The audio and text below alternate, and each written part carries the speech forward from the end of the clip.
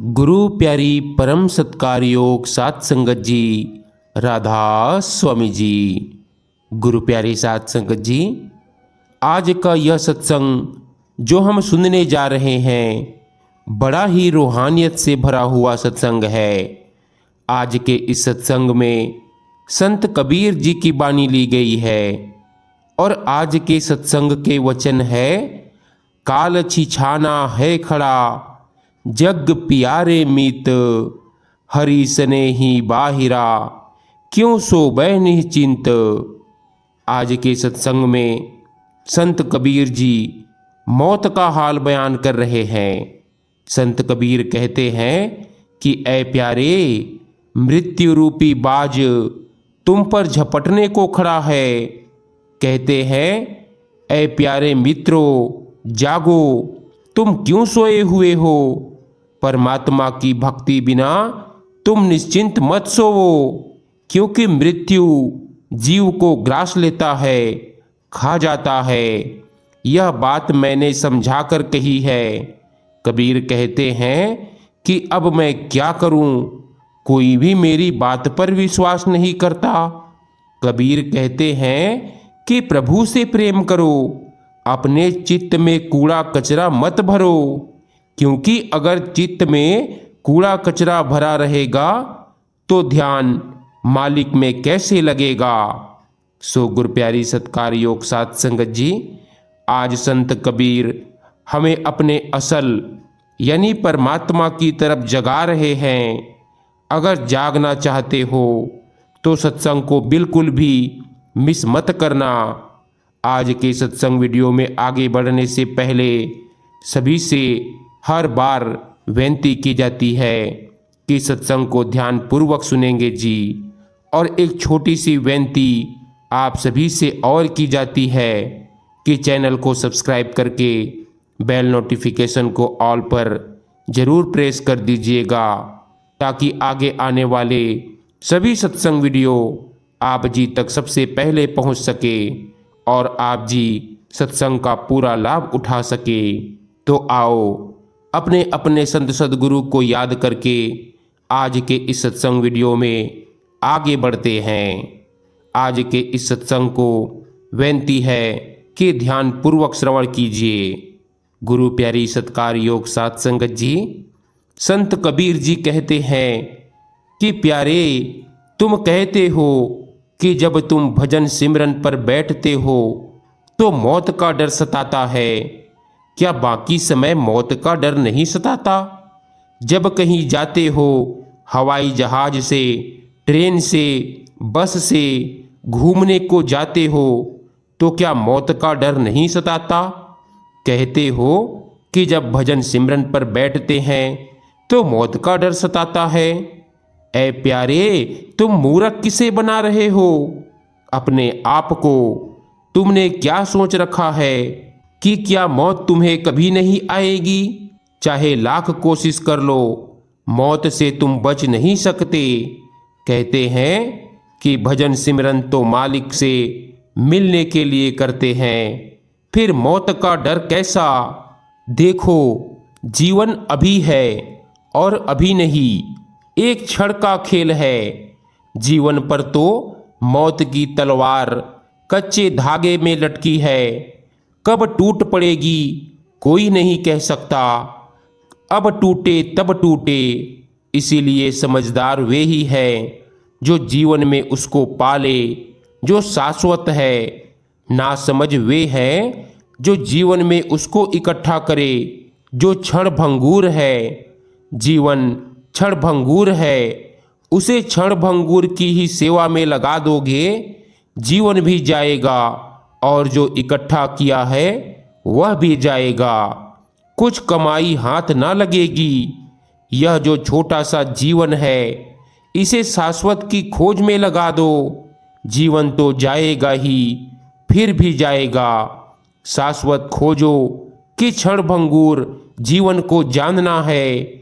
जीवन रुकने को नहीं है, लेकिन जिसने शाश्वत को खोजा उसका जीवन तो चला जाएगा, लेकिन उसने जीवन का उपयोग कर लिया, उसने जीवन की सीढ़ी बना ली, जो खोजा वहीं रहेगा। समय तो गया, लेकिन समय को निचोड़ लिया संपत्ति में। बहुत कम भाग्यशाली लोग हैं जो मौत के क्षण में यह कह सके कि हमारा जीवन कृतार्थ हुआ। मृत्यु के क्षण में कसौटी है। मौत जब सामने खड़ी होती है तब कसौटी है, तब परीक्षा का दिन है। तभी पता चलता है कि तुमने जीवन में कुछ पाया। क्यों मौत के क्षण में पता चलता है? क्योंकि मौत तय कर देती है कि जो पाया उसे ले जा सकोगे या नहीं। अगर सच में पाया है तो तुम्हारे हाथ जरूर आएगा। यूं ही क्षणभंगुर बबूलों के साथ खेलते खेलते रहे हो, तुम्हारे साथ कुछ भी ना जा सकेगा। खाली हाथ आता है और खाली हाथ जाता है।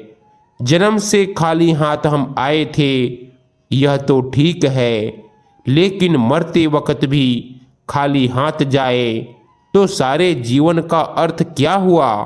मौत पर कसौटी होगी, लेकिन अगर मौत के समय जागे तो फिर क्या करोगे? फिर हाथ में समय तो बचता नहीं।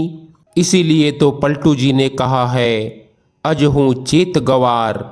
कहते हैं कि कब जागोगे, फिर आप जी ही कहते हैं कि अब जागो। लेकिन मौत कदम हटाती नहीं। मौत का बड़ा कदम कभी पीछे नहीं हटता। फिर तुम लाख रोवो, लाख चिल्लाओ, तुम लाख कहो कि अभी तो मैं जी भी नहीं पाया और अभी तो व्यर्थ में ही उलझा रहा, अभी तो सार्थक की तरफ आंख भी नहीं उठाई थी। फिर तुम लाख सिर पटको, मौत कदम वापस नहीं उठाती। इसीलिए जिन्हें जागना है उन्हें मौत के आने के पहले जागना है। बिना जागे पूरे जीवन का कोई परिणाम नहीं है। और अगर एक क्षण भी तुम मौत के पहले जाग जाओ, सिर्फ एक क्षण भी, तो झरोखा खुल जाता है परमात्मा का। ये पलटू के वचन है, अजहू चेत गवार। यही कहने को है कि इतना तो गया, थोड़ा बचा है, यह भी चला जाएगा। इतना गया, इससे क्या मिला? जो थोड़ा बचा है इसे भी ऐसे ही गवा देना है या कि कुछ कर लेना है। संसार को कितना ही जीतो, जीत नहीं होती, क्योंकि मौत आकर सब खेल बिगाड़ देती है। अपने को जीते ही जीत होती है। कहते हैं मन के जीते जीत। उसी जीत के आज के ये वचन है। पलटू ने कहा है, उसी को कहते हैं हम राजपूत, उसी को कहते हैं क्षत्रिय, उसी को कहते हैं योद्धा। जो कुछ ऐसा जीत ले जो छीना नहीं जा सकता। और योद्धाओं को तो योद्धा कहना व्यर्थ है, खिलौने के लिए लड़ते हैं। अगर किसी से तुमने छीन भी लिया तो क्या होगा? मौत तो तुमसे छीन लेगी। मौत सबको बराबर कर जाती है, गरीब को, अमीर को, हारे को, जीते को, सबसे छीन लेती है। वह सारी छीन झपट व्यर्थ हो जाती है। हारे हुए तो हारते हैं, जीते हुए भी हार जाते हैं। तो किसको हम क्षत्रिय कहें, किसको हम योद्धा कहें? उसको योद्धा कहें जो मौत से कुछ छीन ले। मौत से कुछ छीनना है तो एक ही उपाय है कि शाश्वत की झलक मिले, परमात्मा की झलक मिले। क्योंकि शाश्वत पर तो मौत का कोई प्रभाव नहीं पड़ता। समय के बाहर हमारी कोई संपदा हो, समयातीत द्वार खुले, समाधि मिले, तो ही मौत नहीं छिन पाती। हमारे भीतर अमृत का कोई स्वर सुनाई पड़े तो मौत नहीं मिटा पाती। कहते हैं राज तन में करे, भक्ति जागीर ले। पलटू कहते हैं कि राज ही करने का मन है। भला मन है, बुरा कुछ भी नहीं है, जरूर राज करो, लेकिन राज तन में करे। तुम्हारी अपनी देह पर तुम्हारी मालकियत नहीं है। यह तुम्हारी देह तुम्हारी सुनती नहीं है और दूसरी देहों को आज्ञा देने में लगे हो। सारे जगत को चलाने की आकांक्षा से भरे हो, अपनी देह को चला नहीं पाते। यह छोटी सी देह भी तुम्हारा कहना मानती नहीं, यह छोटी सी देह भी तुम्हारा सुनती नहीं है, यह छोटी सी देह भी तुम्हारी छाया नहीं बनती, यह भी तुम्हारी मालिक है। तुम कैसे राजा बनोगे? इस देह की गुलामी भी छूट नहीं पाती है। तो पहला राज तो अपने तन पर फैलाओ, पहला अनुशासन कि तुम्हारी देह तुम्हारे पीछे चले, तुम्हें देह के पीछे ना चलना पड़े। स्वाद भटकाता है, संगीत लुभाता है, काम वासना पकड़ती है, और जब शरीर किसी ज्वर से भरता है, किसी काम वासना से ज्वर भरता है, तो तुम बिल्कुल बेहोश हो जाते हो, तुम्हारा सारा होश खो जाता है, क्रोध की लपटें उठती है।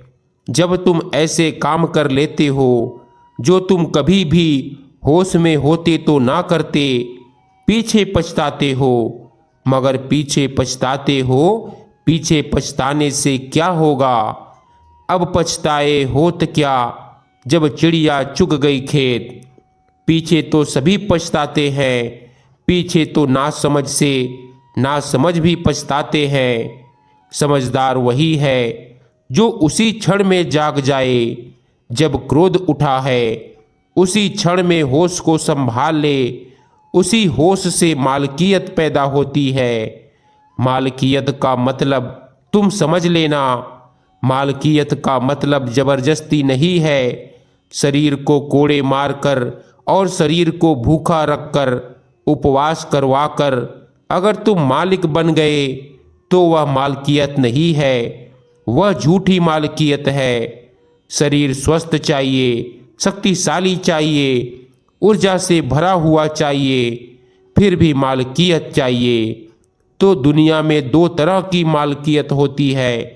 एक तो मालकियत होती है कि शरीर को इतना कमजोर कर लो कि उसमें कुछ दम ही ना रह जाए, मगर वह कोई मालकियत हुई? वह तो मालकियत का धोखा हुआ। वह तो ऐसा हुआ कि घर में एक लाश रख ली और कहा कि हम इसके मालिक हैं। हम जब उठाते हैं तब यह लाश उठती है, हम जब बिठाते हैं तब यह लाश बैठती है, हम बाहर ले जाते हैं तो बाहर जाती है, हम भीतर लाते हैं तो भीतर आती है। तुम्हारे तथाकथित साधु सन्यासियों ने शरीर को लाश बना लिया। उन्हें डर है, मालकियत नहीं है यह। मालिक को कहाँ डर? यह तो ऐसा ही हुआ कि तुम एक घोड़े पर सवार हो और घोड़ा तुम्हारी मानता नहीं, तो तुम घोड़े को भूखा रखने लगे, कोड़े मारने लगे, उसके शरीर पर घाव बना दिए, घोड़े को इतना कमजोर कर लिया कि अब तुम्हारी उसे माननी ही पड़ेगी, क्योंकि ना मानने की शक्ति ही नहीं रही। अगर यह मालकियत हुई, यह घोड़ा तो मुर्दा हो गया। मालकियत का तो मजा तभी था जब इस घोड़े में प्राण थे और यह हवाओं से बाजी लेता था। मालकियत का तो मजा तभी था जब यह घोड़ा वीर्यवान था। इसे कमजोर करके मालिक बनने में मजा नहीं है। यह तो मालकियत का धोखा है। यह रहे पूरे शक्तिशाली और फिर मालकियत। तो ख्याल रखना, दमन के द्वारा जो मालकियत आती है, गुरु साहिब उसकी बात नहीं कर रहे। अगर सूत्र में साप हो जाएगा, बोध से जो मालकियत आती है, अपने भीतर चैतन्य को घना कर लेने से जो मालकियत आती है, इन दोनों में क्रांतिकारी भेद है। दमन से तुम तो जागते नहीं, सिर्फ तुम्हारा शरीर कमजोर हो जाता है। जागने से तुम्हारा शरीर तो अपनी जगह होता है, शायद और भी बलशाली हो जाए, लेकिन तुम्हारे भीतर एक दिया जलने लगता है। उस दिए की रोशनी में तुम जलने लगते हो। तुम्हारे भीतर एक शांति विराजमान हो जाती है। उस शांति में संतुलन है, उस संतुलन में संयम है, उस संयम में समाधि है। फिर एक चीज दूसरे में ले जाती है। धीरे धीरे तुम्हारे भीतर एक इतनी विराट मालकियत का जन्म होता है जिसको जैनों ने जिनत्व कहा है।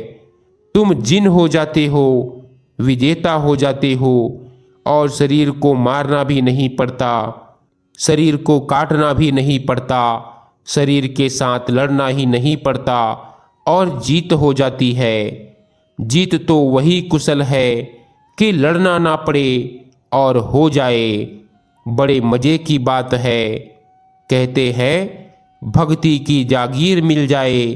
शरीर से लड़कर राज नहीं करना है, परमात्मा से प्रेम करके राज हो जाएगा।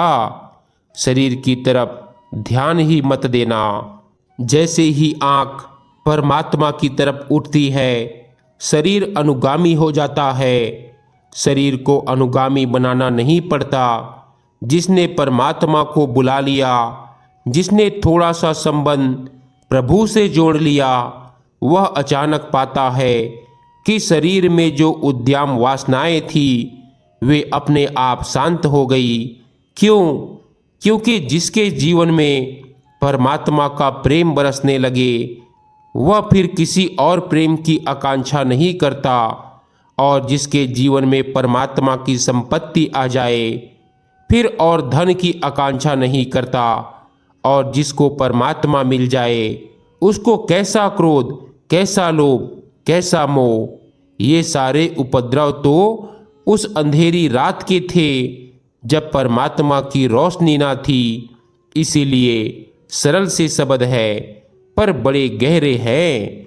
परमात्मा की जागीरी मिल जाए, फिर राज अपने आप हो जाता है। तुम प्रभु को पालो, से सब अपने आप हो जाता है। शरीर से लड़ लड़कर प्रभु को नहीं पाया जाता, प्रभु को पाकर शरीर पर विजय हो जाती है। इसीलिए असली सवाल तपस्या का नहीं है, असली सवाल भक्ति भाव का है, भजन सिमरन का है। असली सवाल प्रेम का है, प्रेम की धारा को मोड़ देने का है। तुम्हारा प्रेम ऊपर उठे, फर्क को ख्याल में लो। एक सुंदर स्त्री राह से गुजरती है, तुम्हारा मन उसमें आकर्षित हो जाता है। भक्त भी निकले वहीं से, वह भी सुंदर स्त्री को देखेगा, अंधा नहीं है। सौंदर्य की परख उसे तुमसे ज़्यादा है, क्योंकि उसने परम सौंदर्य को देखा है। लेकिन इस सुंदर स्त्री में उसे उसी परम सौंदर्य की झलक मिलेगी। इस सुंदर स्त्री में उसे उसी परमात्मा का थोड़ा सा आभास मिलेगा। जैसे चांद को देखा हो जल में प्रतिबिंब बनते, ऐसा इस देह में उसी परमात्मा का छोटा सा प्रतिबिंब बनता दिखाई पड़ेगा। इस स्त्री के सौंदर्य को देखकर उसे स्त्री के सौंदर्य के प्रति, स्त्री के देह के प्रति वासना पैदा नहीं होगी। इस स्त्री के सौंदर्य को देखकर उसे फिर प्रभु का स्मरण आ जाएगा। इस सौंदर्य को देखकर उसे उस परम सौंदर्य की याद आ जाएगी। वह फिर भजन में डूब जाएगा, वह फिर भीतर डोलने लगेगा। खिलते फूल को देखकर भी यही होगा, सूरज को निकलते देखकर भी यही होगा, सागर में उठती तरंगों को देखकर भी यही होगा। जिसे एक बार परम सौंदर्य दिखाई पड़ गया, अब तो हर जगह जहाँ भी सौंदर्य होगा वहीं उसकी झलक दिखाई पड़ेगी। अब सब कुछ कहकर अंत में कहते हैं कि भक्त को लड़ना नहीं पड़ता, भक्त का मार्ग लड़ना है ही नहीं।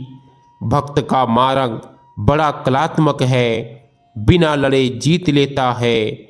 बस जरूरत है तो जीते जी मरने की, लेकिन यह हर किसी के बस की बात नहीं है। जब तक तुम अपने आप को मालिक के सुपुर्द नहीं कर देते, भाई कुछ भी बनने वाला नहीं है। गुरु साहिब कहते हैं कि एक और रास्ता है, लड़ो मत वासना से, लड़कर कहाँ जाओगे, घाव बन जाएंगे।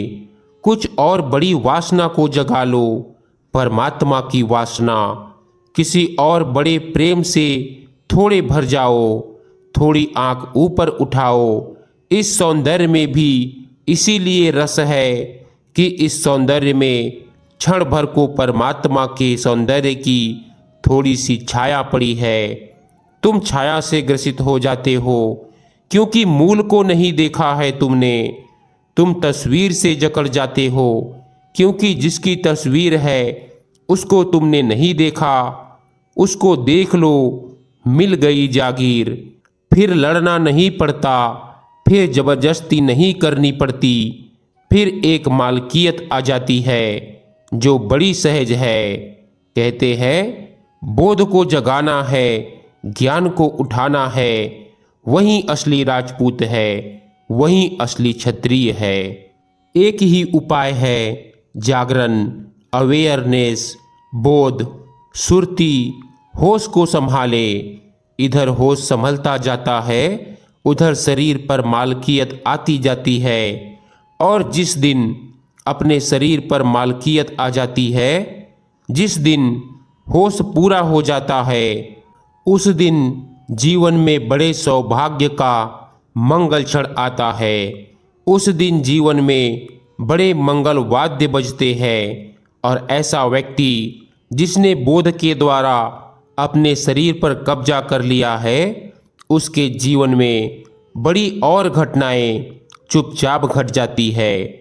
जिसके भीतर बोध जगा है, उसके लिए सारे जगत के प्रति करुणा और क्षमा का भाव पैदा हो जाता है।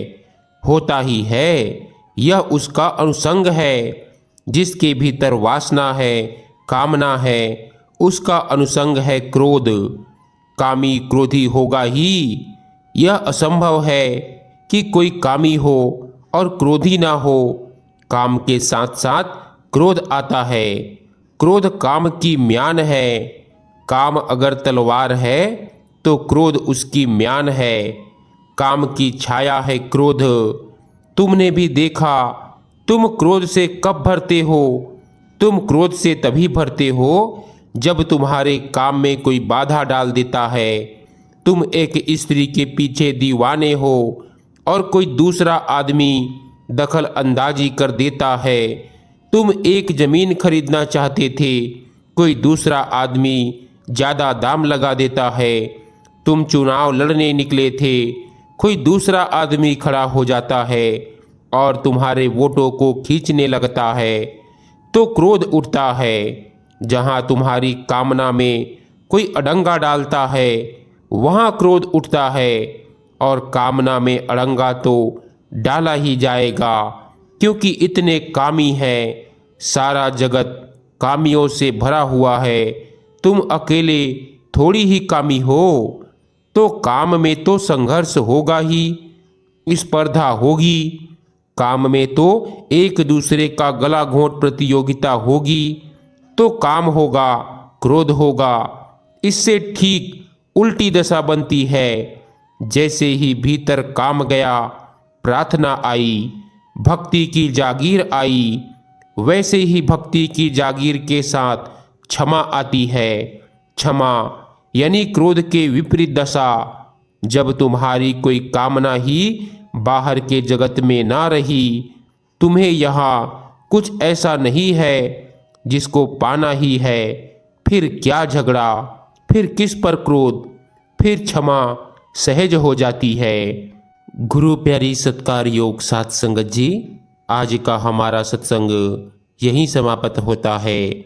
मिलते हैं एक नए सत्संग वीडियो के साथ। तब तक के लिए आप सभी को प्यार भरी राधा स्वामी जी।